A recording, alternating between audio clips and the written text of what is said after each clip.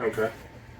So I think, and we talked about this right before the show started, bringing up the South and Detroit. You know, this year is a year where all the historically terrible football teams, I think, are going to be really good. Not really good, but better than they have ever been. Right. Jacksonville, Detroit, Cincinnati, Buffalo has not been historically terrible, but New York, the Jets. Those four teams have never been good in the same year. Now this year, I think they're all going to be... Yeah. I think this year they're all going to be 10-plus win football teams. I agree. Jacksonville wins the South for the first time in... Excluding their 2017 Cinderella run with... Nick Foles? No. Bortles. Yeah, Blake Bortles. Using their 2017 run, they were awful for 20 years before. They were good from like 96 to 2001 when they had Brunell and Fred Jackson. Was it Fred Jackson? Yeah. Yeah, he was then one of them. Yeah. Then they had Maurice Jones-Drew, but they weren't very good when they had MJD. He was just exciting. Mm-hmm. But they've been god-awful for 20 years.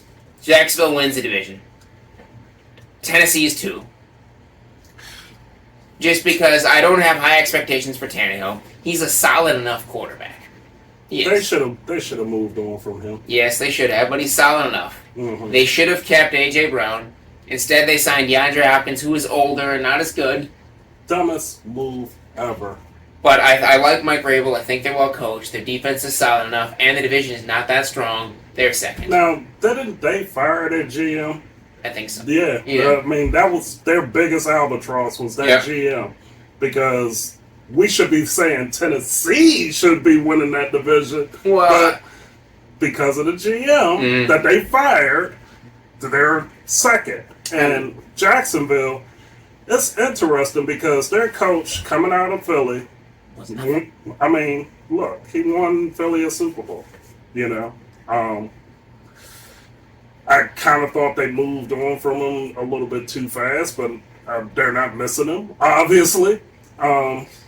With Jacksonville, I'm telling you, Trevor Lawrence, he's going to light up some stuff this year. Mm-hmm. Kirk, he's a very good receiver. And I think Calvin Ridley.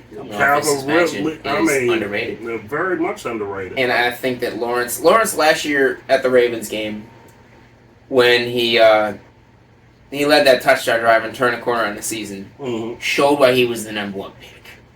When everybody knew coming out of college why he was the number 1 pick. You know what would have been interesting, some alternate history, if they didn't have Urban Meyer as the coach, how good he would have been. Mm-hmm. You could almost flip him for Burrow, possibly. Yeah, and you look at, I don't think Doug Peterson is the greatest schemer. No, he's not. X's and O's, but he's a motivator, and he's a fantastic personality that people love. Yeah. So, and Trevor Lawrence is going to take that next step. Yeah. This season, he takes that next step, becomes a top 10 quarterback. And you saw splashes of that last year. So they're number 1. 2, just because of Vrabel and how well coached they are, and because the division is weak as shit outside of Jacksonville. I know, right? It's bad. Tennessee. Yeah. 3 is Indy.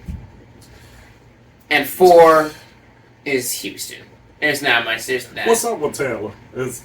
Are they going to finally move on from Taylor? They have 2 days. I think he's going to play this year, and then he gets a big contract somewhere else, and they lose him for nothing. But, you know, they're not paying running backs anymore. I know, and it's a shame. It is. I mean, because and the position is changing so much, it's hard to pay them because it's like, well, we're not going to put you in like 40% of the plays, but we have to give you $20 million in a year or whatever the going rate is. It's like, I don't want to do that. So, a lot of the schemes that's out there is why the running back is being pushed. Unless you're old school like the Packers, use 2 backs. Those guys are going to get paid. Right. Because they're utilized as such. Derrick Henry got paid because he's utilized as such. Yeah. But you're not going to see $100 million deals coming out of tailback position anymore. No. You're not going to see... Zeke Elliott got a $94 million contract. You're not going to see it anymore.